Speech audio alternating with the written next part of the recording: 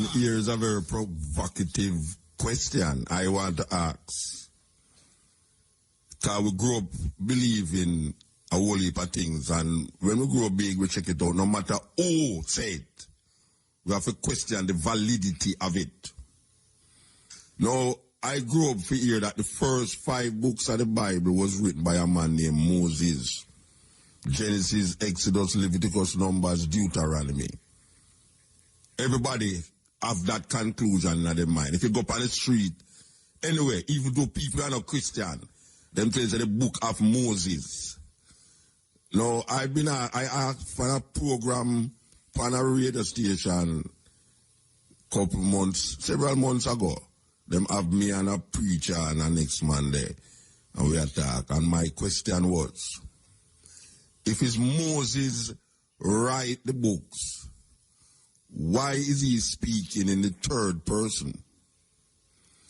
Why is he writing the book in the third person? That is a question. The preacher almost get vexed with me.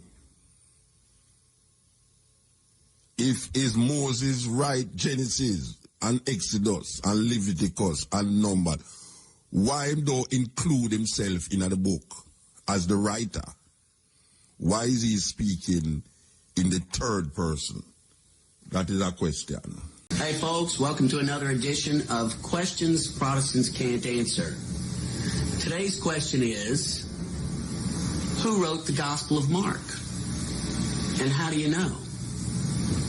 I'm John Martinoni, president and founder of the Bible Christian Society, and today's question is focused on the idea of sola scriptura, which is Latin for the Bible alone, or the Bible only, which is one of the fundamental pillars of most of Protestantism, that we can know all we need to know about our Christian faith and about Christian morals by simply picking up the Bible and reading.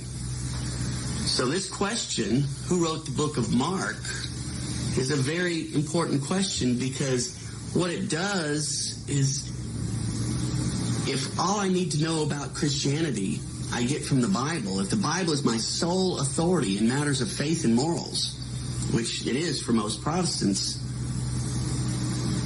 how can they answer that question? Because nowhere in the Bible does it tell us who wrote the book of Mark.